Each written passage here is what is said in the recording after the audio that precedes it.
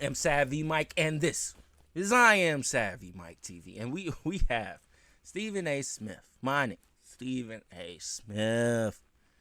Now, while he was trying to do his best to make Shannon Sharpe feel okay about not working at ESPN anymore over the past week, while that was going on, we had, the whole draft shit. It was a lot happening this weekend. It was a lot happening. You had the Shedeur Sanders stuff, and then you had niggas talking about 100 men versus a gorilla. And if I can be honest with you, if y'all want to be honest, y'all want to know what my take on that, bro. If anybody, 100 average men, and see, that's the thing too. Even if these niggas are buff, say 100 Brock Lesnar's, they gonna have a hard time too. It's a fucking gorilla we're talking about. Like, I want to put it to you this way. Have you ever seen King Kong versus Godzilla? Y'all watch that, right? There is no reason. If y'all thought a gorilla was as frail as y'all think a gorilla is, Godzilla should not be fighting another gorilla. Because King Kong has no powers. Y'all do know that, right? He's just big. He's still a fucking gorilla. So he can go toe-to-toe with a fucking monster alien. He loses. He loses the second movie he won. But he needed help. He needed Thor's hammer, goddamn. But in the first movie, he got his ass beat, as he should. Because she shouldn't beat Godzilla's. But that's what it takes to put a fucking gorilla down. An alien out from the depths of the underwater core. This fucking towering thing. Come on. And that's them. That's 1v1.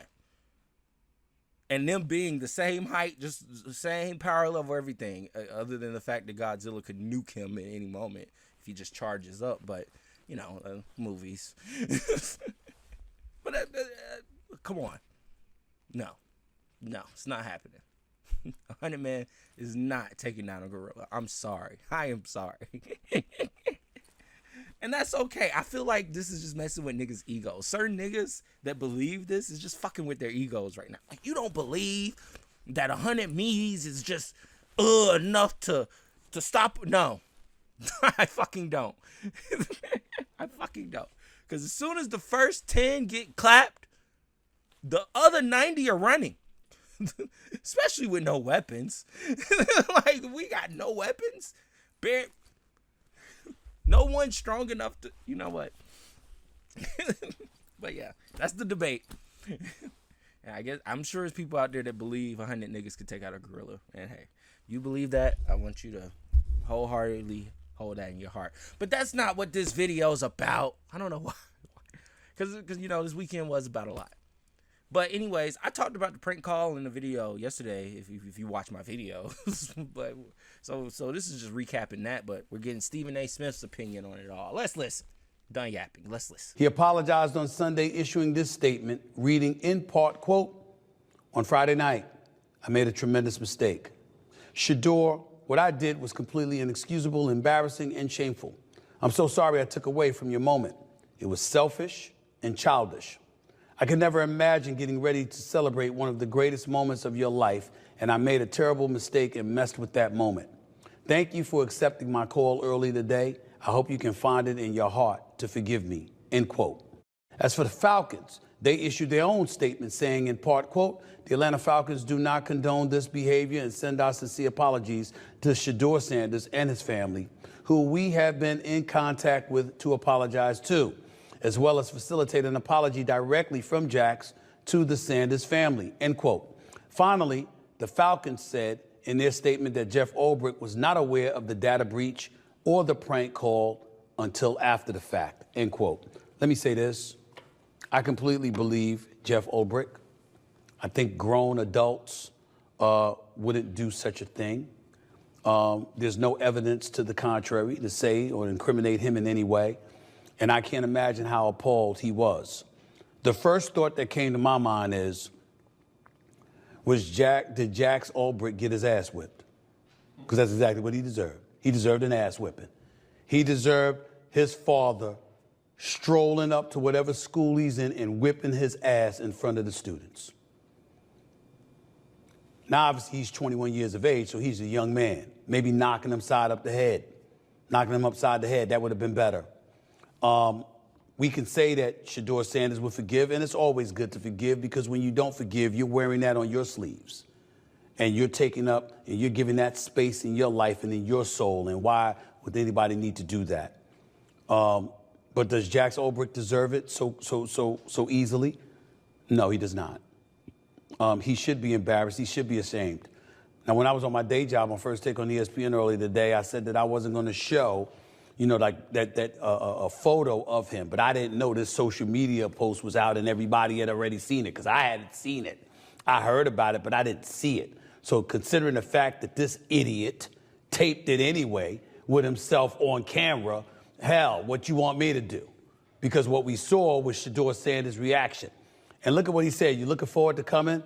Well, unfortunately, you're going to have to wait a little bit longer. So he called just to make him feel like garbage. And I'm supposed to believe that you're sorry? No, you're sorry because you know that you almost cost your father his job and his career. You're 21 years of age, and you would do something like that. You're 21 years of age, and you would be that cruel, that classless, that insensitive. That's bad enough. But clearly you gave absolutely positively no thought to your father because you were on camera. It wasn't like it was just a phone call, and they got to find a phone call. They could actually see your dumb ass. You actually did that and put your father and his name on Front Street. You almost got him fired. Luckily, he's been associated with the NFL long enough as a player and a coach for people to know his character and his integrity that he wouldn't do something like that. So it was believed, and that way he's able to move forward. But you almost cost your father his career. How stupid can you be?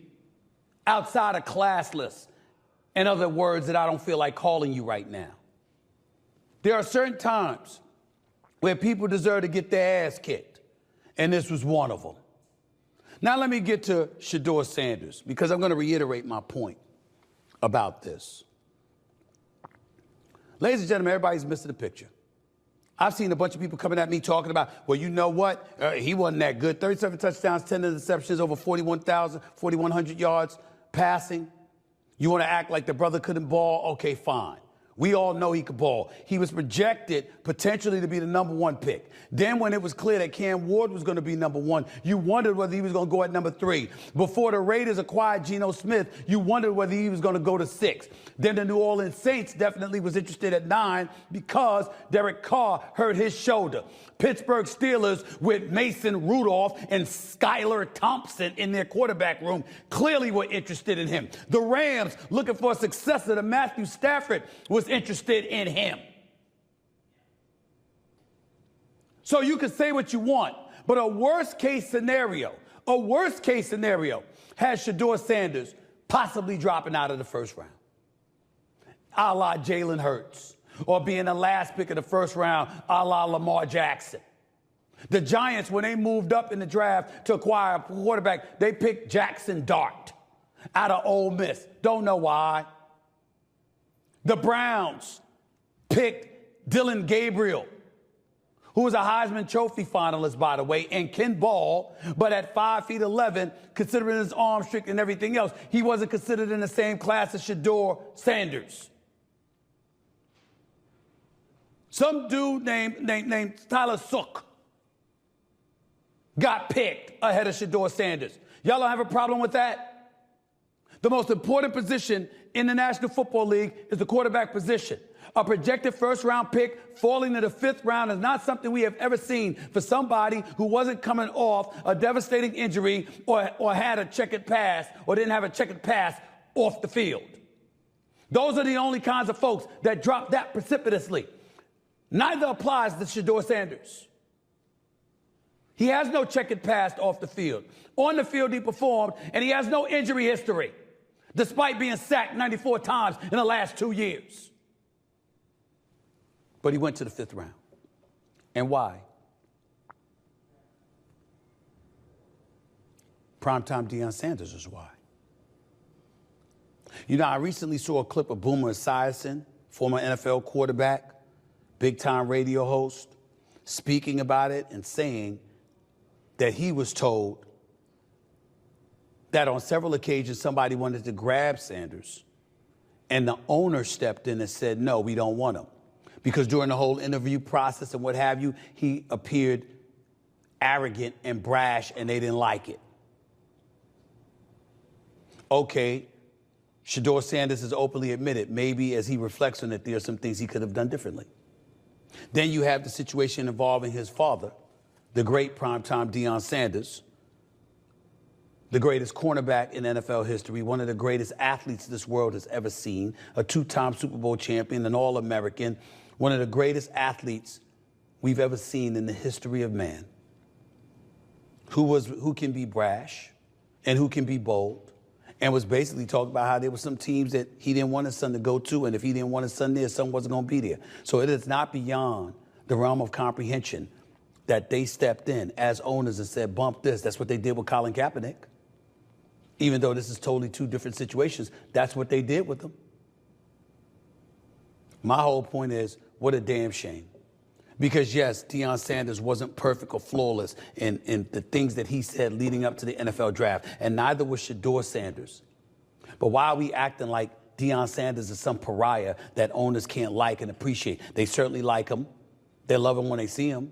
They love talking to him. They love listening to him talk about the NFL. He worked at CBS, worked at the NFL Network, could have worked in this industry for years to come, but wanted to be a coach. No checkered past.